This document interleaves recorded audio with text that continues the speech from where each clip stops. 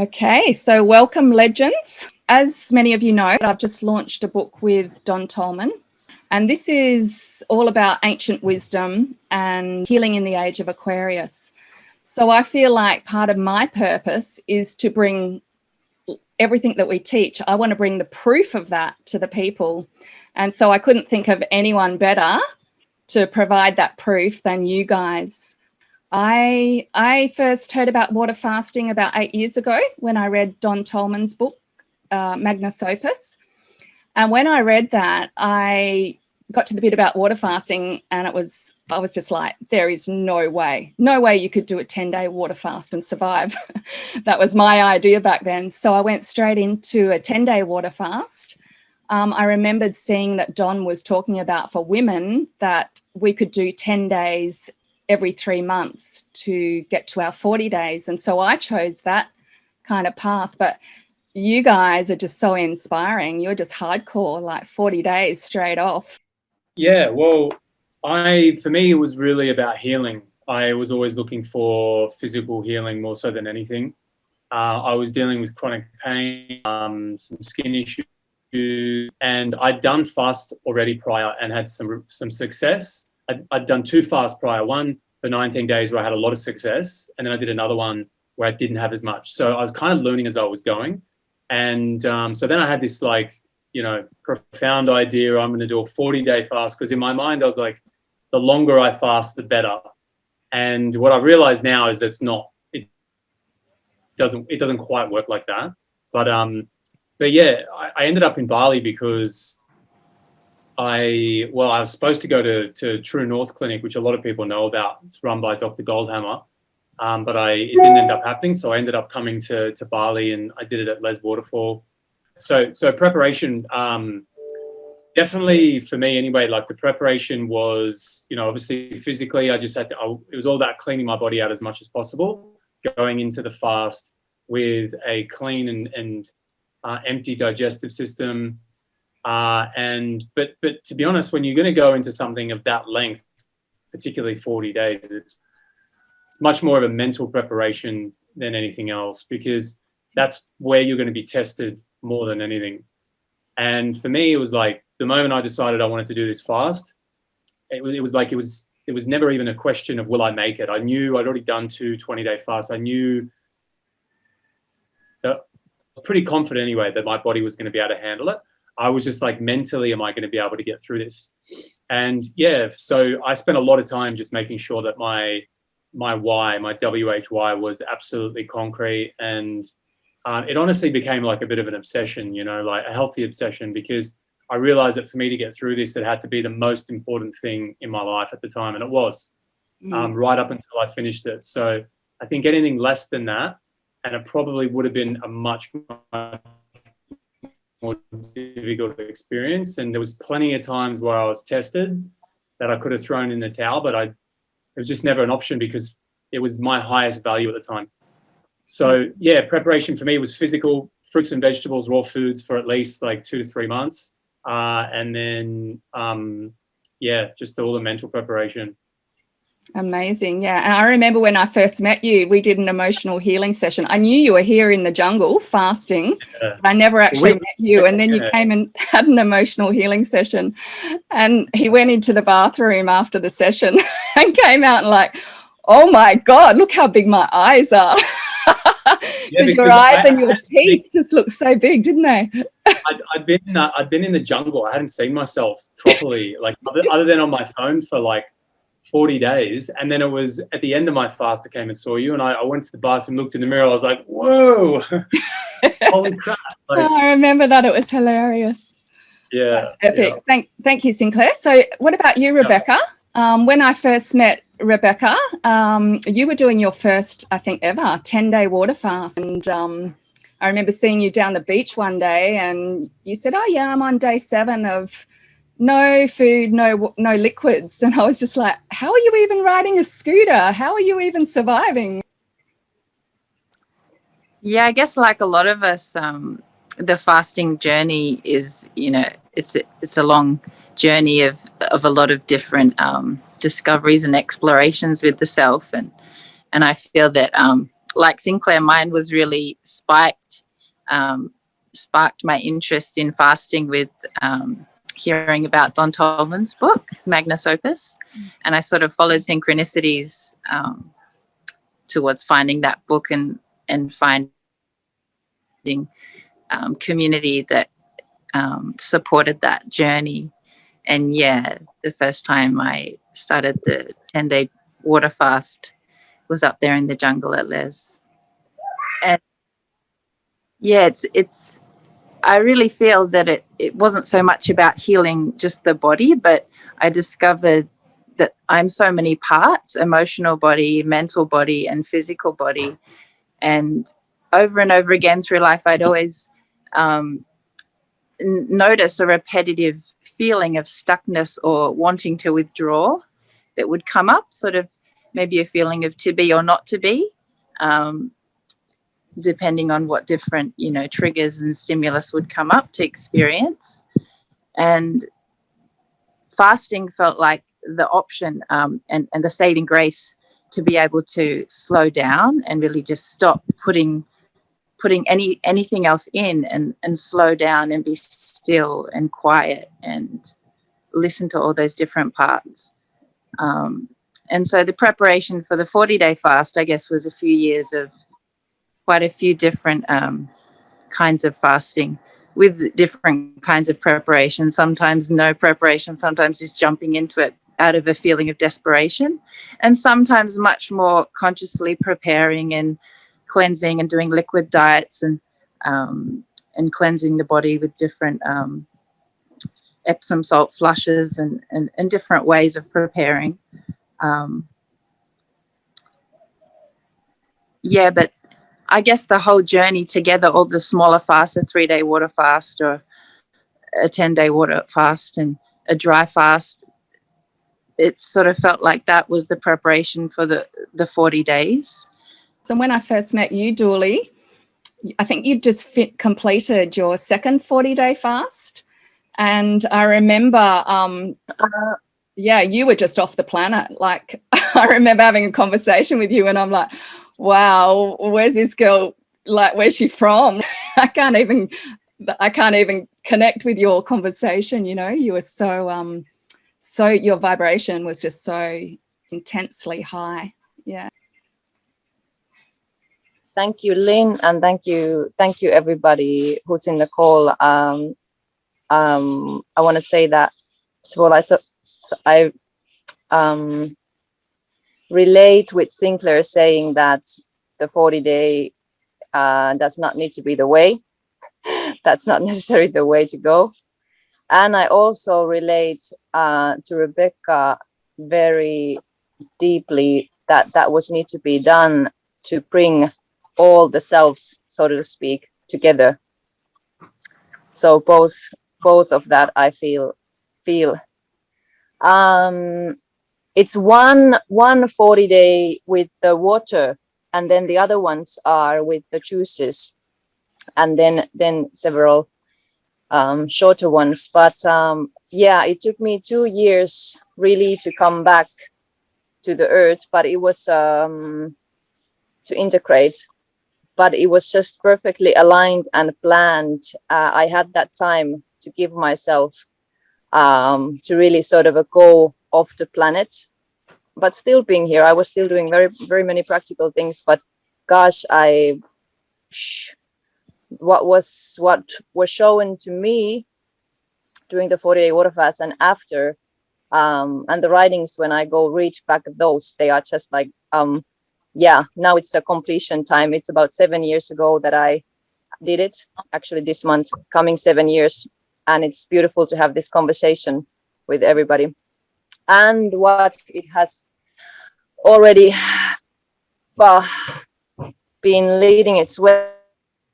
And my preparation was completely with the spirit and guidance. Before my 40-day water fast, I did not know anything about fasting, nothing. My preparation was previous year. I went through a complete death experience in all levels. I was really sick. I was in a pain almost a year, and to the point where I was surrendering and crying. I remember very, very vividly crying in the bathroom and speaking to God that, please, now I'm done. Like, I cannot hold this pain anymore, that I'm good. I've had amazing experience already, but please let me go. That there's no way I'm going to hold this pain anymore in a physical body. That was mainly. And then I had a dream. I had a dream, a vision dream, where a golden staircase to heaven was opened, and there was a master standing there. And I came out from that dream. I said to my partner at the time next to me that it's okay, now I'm going. I know there's a heaven awaiting me, and now I'm completely in peace. I'm just gonna organize everything so that I'm gonna leave this planet and it's okay. And I really did so. I started to organize everything back in days in Finland. I started to organize everything, from the apartment to work things, everything ready and just waiting the day when I was gonna die. Wow. And I got goosebumps all over me. yeah. So it hit me. No, I'm gonna share this story, which I've never shared before, in recorded in that kind of way. And so it hit me one day. I was in organic market. Just you still do your daily things. After I've accepted that I'm gonna die, and a voice that said to me that you are going to Indonesia, and I put down my basket and I just questioned the voice. All right, where is Indonesia? I have no idea, coming from Finland, that where is Indonesia. But the guidance was strong. I went to home. I asked Google where is Indonesia and booked my first ticket to Jakarta. And between my flights and Bali just started to come all over the place. So then I needed to Google where is Bali, because I did not have any clue of that. From Jakarta to Bali, in Bali, and sort of connected to less waterfall. So there's some kind of a magic for surely in that, and a guidance and whoosh. Anyway, I was just witnessing day by day. I was still in the knowing that I'm gonna die. I was just open that I was guided to somewhere else. And what I started to do is sun gazing. It was amazing in Bali what it was not in Finland, that I was able to do sun gazing in the evening and in the morning, and that was just my medicine. And I also just was praying. I was just with the God, because I was just preparing myself to go. Wow. And few months of that, and something happened. I lost my appetite completely. I just lost it. There was nothing that wanted to eat anymore. It was about a week, but I still ate, because you gotta eat. It's just what you told, you gotta eat. There was a lot of parasites, just things that was very unfamiliar for me, and that was just like such a mental shock to me. Like, what is this freaking world? Like, and now I'm not gonna believe anything that another human says to me. Yeah. Like, whoa. And just energetically something opened up. I started to see everything, and I just knew on the night when the things came out, I was in the South Bali, and I just knew that there was just one thing on my mind: I gotta go to the less waterfall. And in the morning I arrived, and just started to explore with that. I did not speak with people basically that I'm gonna do a fast or anything, because I had no idea what I'm doing. So thank you for that, Doyle. We'll come back and hear a little more about your experience in a moment. And I'm really interested to hear, because as Doyle was talking about the parasites that come out and the colon cleansing, did you guys actually, was that kind of like a daily practice for you, or some sort of practice throughout your 40-day fast? I typically on a fast, I would do a enema every day, except on this occasion, you know, I was staying at the hut up in Les and doing an enema. It was kind of taxing to do an enema there because I had to heat the water up in the kettle. I had to get the water from the stream. And like, you know, when you're tired and you're a bit weak and frail, whatever, it was kind of laborsome. So I ended up only probably doing maybe like, I'd say 5 or 6 enemas, the whole thing, which in hindsight, I think was actually a bit of a detriment to my experience because I didn't get that cleansing, that like digestive cleansing that I think would have really helped me overall, at least help me feel better on a day-to-day basis. Because as Rebecca and Doyle would probably agree with, is like, if you're not doing any cleansing of the digestive system at all, then you can go that route. Like Dr. Goldhammer at True North, he doesn't recommend enemas at all. His clients do 40 days, no enemas. But I just think personally, like, it makes it such an easier, more comfortable experience when you're not holding on to all of those parasites and candida and fungus and all this stuff that the body's trying to get rid of. But, you know, obviously your digestive system stops moving. So, yeah, that daily practice, in my opinion, is one of the most important. I wasn't doing a lot of it. I was just kind of, there's just 40 days is a long time in general. But to do 40 days on just water by yourself, because all the days go much, much longer. Yeah. Your 40 days feels like it's, you know, 6 months.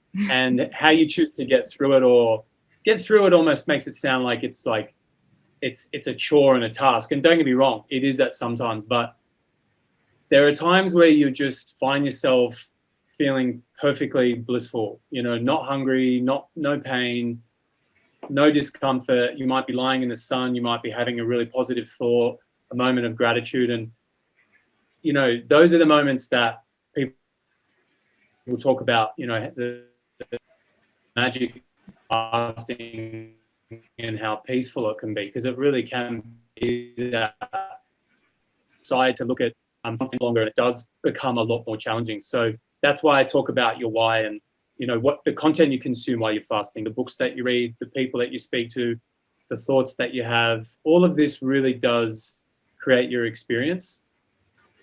So, you know, 40 days in the jungle, I was a bit scientific about it. I was getting urine samples and I was trying to see what my urine looked like. And in fact, I got to the end of it, I had 40 jars of my urine. And then because I was kind of tired by the end of it, I was like, I'll empty them later, because I was like, that's just going to be gross and a chore. So it wasn't until kind of the end. I was 60 days in that spot. So it wasn't until literally the last 2 days I had all those jars, and I was like, where am I going to take these things, man? Because they stank. Like, they were so putrid. So I was like walking kind of up the hill a bit, and I would throw them into the bush. And I swear, like, all the monkeys that were around Kua were like throwing things at me during my fast and like pestering me. They split. They were out of there. And then that smell was so intense for the next like 2-3 days. And I thought, oh, Wow. oh no, like someone's going to complain. But anyway, yeah, I was doing blood sugar, testing my blood sugar, which interestingly was like, it's about 3.5 to 4 every day, which, you know, I'm not eating anything. So it's pretty fascinating. I was getting blood tests done once a week, which were fascinating. My liver markers, kidney markers, inflammatory markers went way up. And by about day 30, they all came back down. But just to kind of wrap it up, like, my experience, I wish I could say it was everything I wanted it to be and I healed and, you know, it was perfect, but it actually wasn't. It was like, I learned some really hard lessons in that fast, and one of them is that longer isn't better, and that, yeah, it's not just as simple as drink water and you heal. You know, it's there. You've got to be, your nervous system has to be rested, your mind has to be rested. I was making a documentary. I had film crews coming in. I was posting all over social media. I was really busy, and it was like the worst thing that I could have done, because I actually finished the fast and I just felt so depleted. I didn't feel energetic at all. I felt really depleted. I was really emotional, and I was like, am I emotional because I'm detoxing, or am I emotional because my nervous system is just like burnt, you know? And I think it was a bit of both, to be honest, probably more my nervous system. So the rebuilding from that was a tough one. But do I regret it? Definitely not. It was a great experience. I learned a lot from it. Obviously, you know, the work that I do, I help others coaching and that kind of thing. So it was a very beneficial thing from that perspective. Would I do it again? Definitely would, but probably not anytime soon. And I would do it very differently. I wouldn't have any social media. I probably wouldn't go near anybody, to be honest. I would be totally by myself. And yeah, I would just give my body the rest that it needed the first time that I didn't give it. I would also just play with the water, the amount of water I drank. I was drinking like 8 liters a day, and I think it was too much. Okay. I think there's a certain amount of water that is, I think when we drink water on a fast, we should do it intuitively. I don't think we should drink a certain amount because we were told or we read it in a book or something. We need to drink what our body wants and no more and no less. Or even when we do go a little less, we go into the dry fasting kind of world. And that I know for firsthand is incredibly healing. So I really feel like that was a big thing I did wrong with. Well, I drank way too much water. But yeah, it was interesting. Yeah, it was a great experience, lots of learning and doing it in Les, like it was a magic place. So can I just ask you, Sinclair, were you taking, as I mentioned earlier, I've only ever embarked on 10-day water fasts, but my first year I did 10 days every 3 months. I was told to take some Himalayan rock salt every day. So when I fast, I'm basically just water and just a few little rocks of the rock salt for electrolytes each day. Were you doing that also, or? Yeah, I was putting a little bit of salt in my water. Yeah, but I was drinking. I think when you're drinking the water that Les provides, you know, like mountain water, spring water, I don't think you really need it as much. I think you get all the minerals you need from mountain water. I agree. Yeah. So where can people get in touch with you and learn more and you know, about what you're doing now? So I have an Instagram. It's called @FastingTheHealerWithin, and you can actually the whole 40-day fast pretty much is on there. It's just got to scroll back a bit because it was a couple of years ago. But now I'm working as a health coach. I've been working as a health coach for a few years. I coach people through fasts, dry fasts, water fasts, to help them change to a plant-based diet. And they come to me with all kinds of different diagnoses, from cancer to Lyme disease to skin conditions to depression or anxiety or whatever it is. And I basically coach them to change their diet, detox their body, heal, you know, as best as possible. And, you know, through fasting and raw foods and things, I believe just about anything is possible when it comes to healing. And I've seen some pretty fascinating and, you know, I don't want to say magical because it's not magic, but things that the medical system would say are impossible have happened. So, yeah, that's what I do now. And yeah, I love it. It's a great job. Beautiful. Yeah. And I have to totally agree with that. As you know, I'm all about holistic healing. So for me, you know, what's missing for most people is working with the emotional body and getting rid of those blocked degenerative memories and blocked energy, which, you know, eventually manifest into the physical. So when people are looking at water fasting or any fasting actually for healing the physical body, what I've seen here supporting people through those fasts is the people that do the emotional healing, they just kind of breeze through their fasting. So so it's beautiful that you're coaching people more holistically. And yeah, thank you so much for sharing with us today. You're very, very inspiring. We'll go on to Becky. So once you're up there at the top of the waterfall fasting, what did you experience? Yeah, I also didn't do any enemas during my 40-day fast. In fact, all my fasts prior to that, I'd never done any enemas. I only ever did salt flushes. I just wanted my body to have its own natural process. Like I didn't want to interfere with that and just see what that was like. And I on day 35 is when I did the first enema. And looking back, I would probably have started doing them from the beginning. Maybe not every day, but I discovered the benefit in terms of flushing out the toxins. I could really feel in my body how I felt much more detoxified, like I could feel almost like being repoisoned by the toxins that my body was releasing into the colon and the bowel. But it was definitely the body's healing. I started to really notice that it was a byproduct of the emotional healing and also slowing down with the mental processing. And I started to slow down and notice that each thought that would come in, as I just allowed it to come in, it would be directly connected to an emotion, and I'd have this emotional experience in the body. And then the third phase would be that it would move through like some energy pattern in the body in some physical way where it would manifest out some hole. Either, I have to wee, or I'd have to poo, or I'd just have a mad sweat, or I'd, cough up an awful golly, or I'd just start to smell disgusting, or my eyes would water, or something would happen physical. And it started to be this kind of pattern, this threefold pattern that I'd noticed. And I started to notice that the thoughts seemed to have this pattern of working backwards in my life, like as if it was going backwards day by day and unraveling stuck emotions through repetitive stories and energy that hadn't moved through my body. So I just started to notice that the body has its own sequence and pattern, and I started to trust that.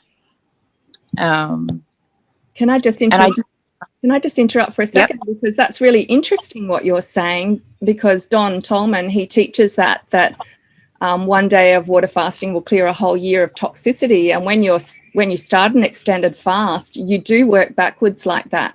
So this day is the previous year, and then the day after that is the year before that, and then the year before that. So that's exactly what you've experienced then. That's amazing. It was. And towards the end, I got to my conception, to sort of witnessing the preconception, which is amazing to see how the imprint of conception and birth is like a pattern that keeps going on loop through the whole life and almost tarnishing every experience. So I got touch with that, and I could just see how that's amazing. It's interesting when we recollect the memories, we're recreating now based on what's important now, trying to recollect from that old experience. Just a simple thought that can manifest in infinite ways in a lifetime. And I didn't plan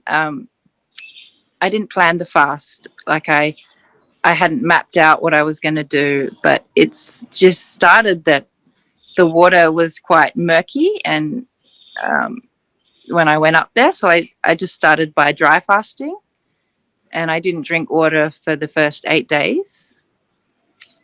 And I noticed when I started drinking water how the flushing started to happen. And that's when I started to notice this connection and pattern between thought, emotion, and physical manifestation through the body, like a process of elimination. It's interesting when you're told that after 3 days of no water, you'll die, from being a child. That's just what we're taught. And then you go past 3 days, and a force beyond yourself that you don't really know how to describe is sort of taking over you and sustaining you. And a whole new level of trust I know Amy developed during the dry fasting part, where I just felt sustained by life force beyond myself. Amazing. That's just so amazing that you've actually experienced that in this, in this physical reality. So this is what you're talking about now, is moving into what people call breatharian, right? Yeah. I feel this concept of self-sustainability, even with permaculture movement and more sort of self-sustainable communal living, I feel this all comes back to our natural being, which is a self-sustainable being. It doesn't really need, like, there's this inner knowing that my eternal being doesn't need something outside itself to sustain itself. And the dry fasting is what really made that more than a concept. Like I really dropped into a felt sense of that. Amazing. Yeah.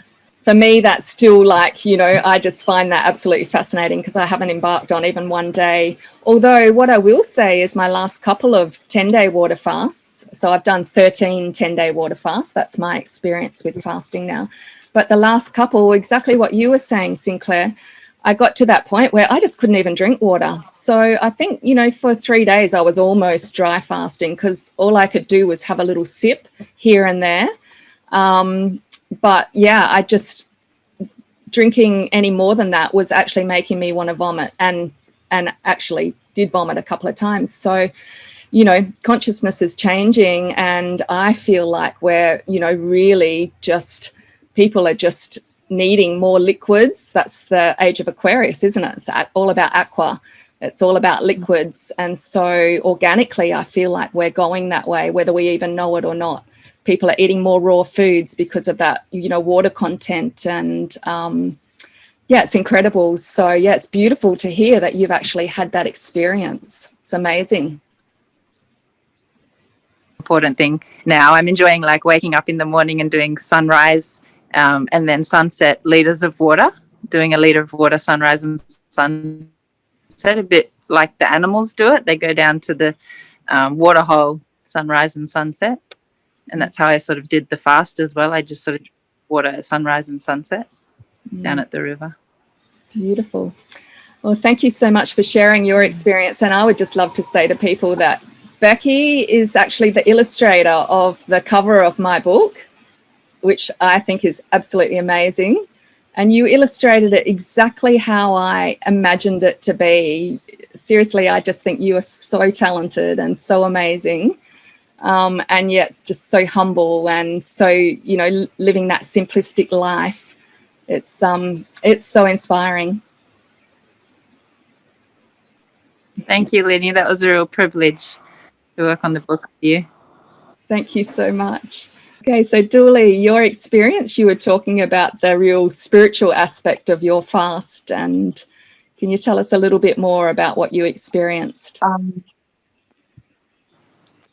Gosh, I would actually love to tell, but I think we did not have time prior to discuss about the timing so much. I thank you, Sinclair, Rebecca. I love to hear you. But actually, there's a brother fasting 10-day, 14-day, and I need to go and support him with the colon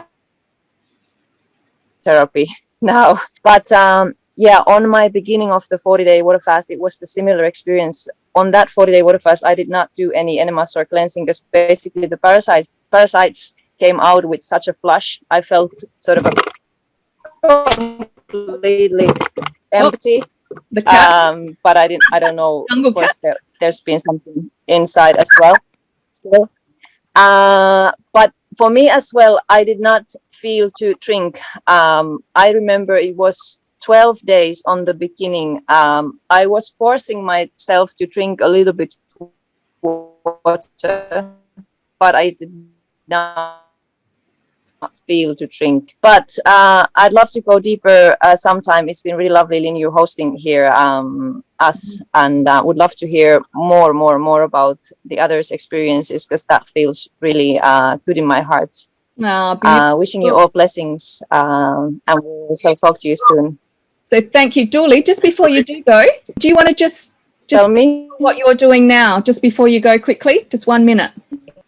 So what's doing now is taking care of a 1-year-old baby. That's my first thingy, and the other, of course, the mission, because we are here in the mission initiations for me to support people in fasting, in meditation, in breathing.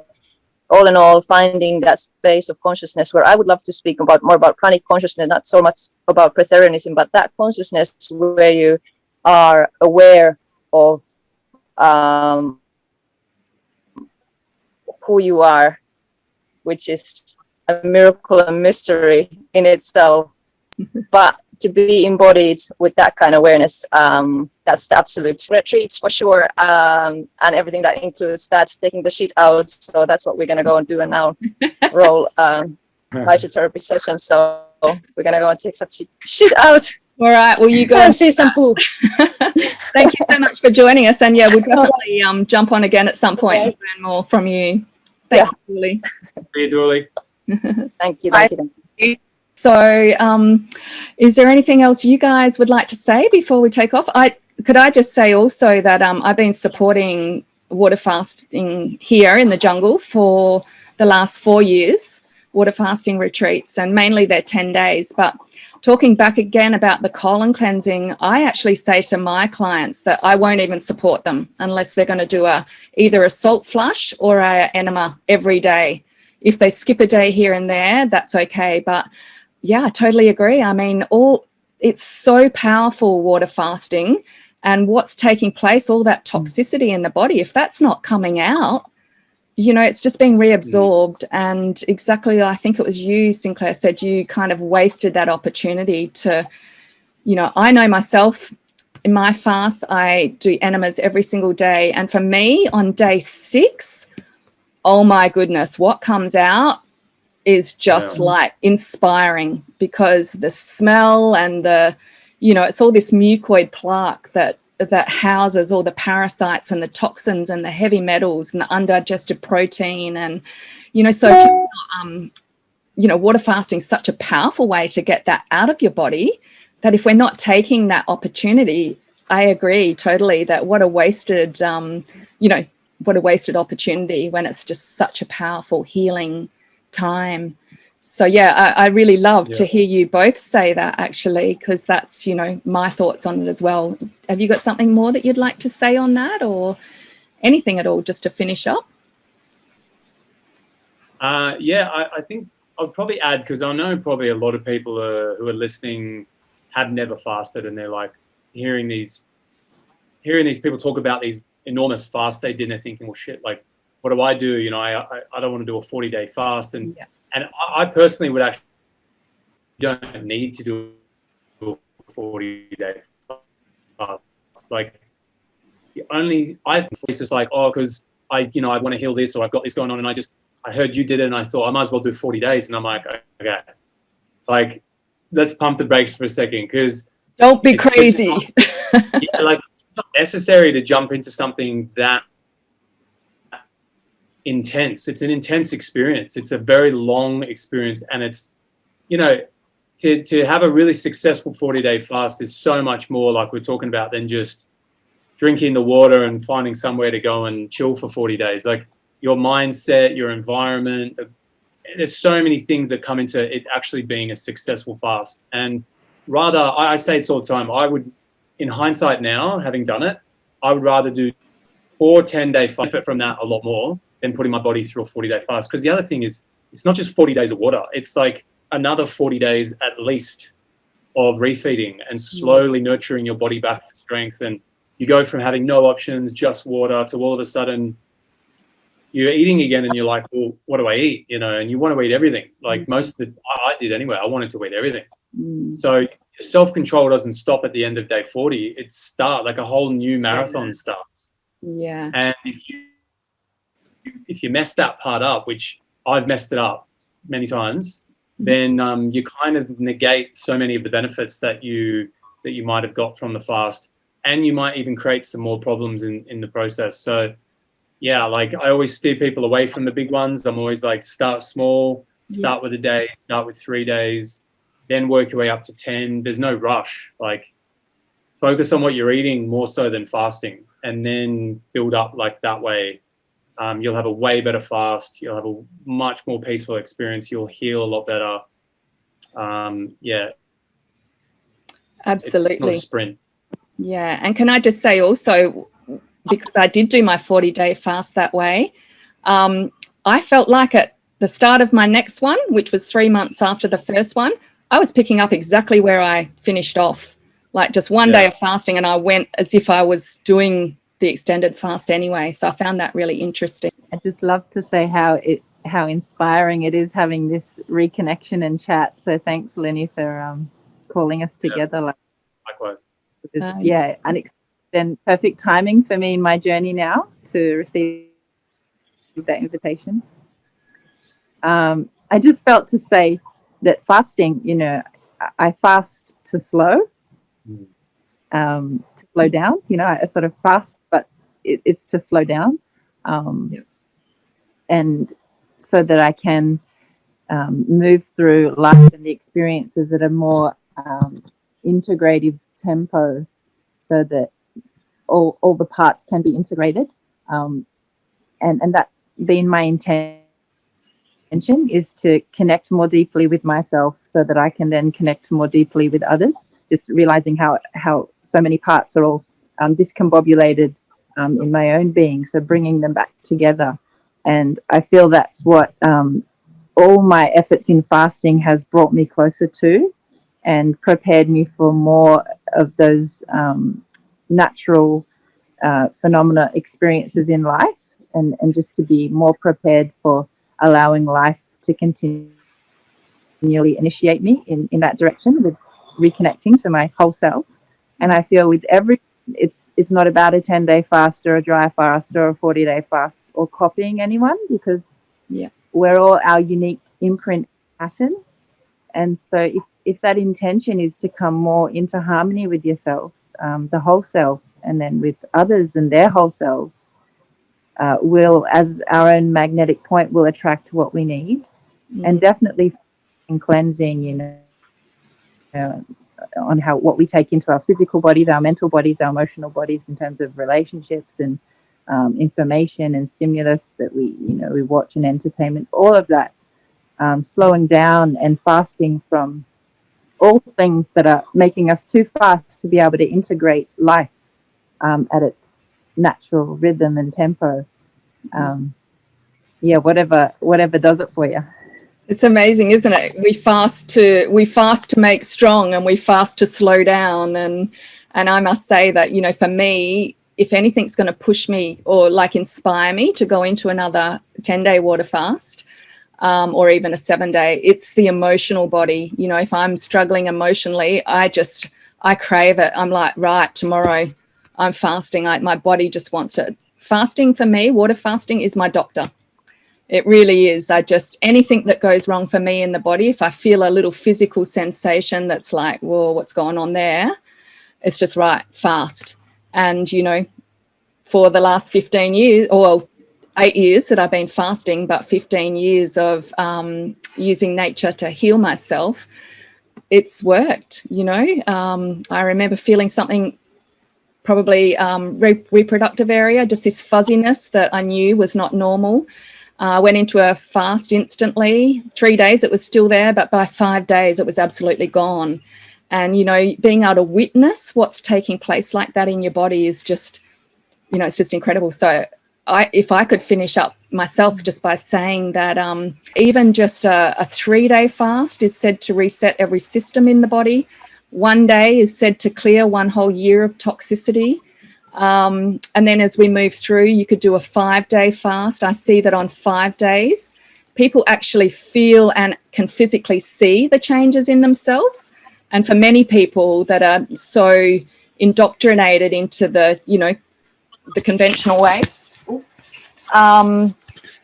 seeing is believing. So when they see it, it's like, whoa, look at me, I've lost weight, or my face looks vibrant, my eyes look amazing. And so I kind of encourage people to go for 5 days so they actually get to have that experience. But totally agree with both of you guys that it's not necessarily the best way to go, especially if you're very sick in the body. It's just slowly, raw foods first, go onto your juices, and then, you know, gradually get into the water. So, yeah. Anything else that you'd like to add to that? Experts? No, I think that's spot on. I think it's, responsible for us to say that, because if someone does jump into a big fast, and people do jump into them without really doing the right prep. Yeah. But yeah, it's like we're playing a long game. I feel like we're not, you know, we're not trying to fix everything here and now. Like it's a process that we undergo, and we're all learning as we go. You can read all the books in the world, but until you actually go through the process yourself, you're never really going to truly understand it. And then you need to go through it a few times, and every time you do it, you learn something new. I feel like we could do this forever and always learn something new about it and about ourselves. Yeah. And for me also, I love, oh, sorry. I was going to say, it's like, I think it's one of the most, it's one of the most beautiful tools to have once we've done it and we've got it and we can use it. We can sort of pull it out whenever we want, anytime in our life, and it's free and it's natural. It's, you know, it's part of who we are. Yeah. Nature's way, as Don teaches, you know, there's not one animal on the face of this earth that will eat when they're sick. You know, they intuitively just go into fasting. So, you know, that's, you know, if we get back in touch with who we are, that's us as well. We are a part of that nature. So, yeah. Any last words, Becky? I feel complete. Thank you. Amazing. Well, thank you both so much. And it's just been amazing to catch up with you both again. And thank you so much for all your wisdom. And let's share this truest truth with the world. Like I said, we've just launched our book, which is all about healing in the Age of Aquarius. And that's why I wanted to get you guys on, just to show people that, you know, what's possible and what's probable when you embrace nature and the physics and the principles of health. So thank you both for inspiring. I know you're going to inspire many, many people. And so thank you. We'll end the call now. Thanks for having us. Thanks, guys. Very welcome.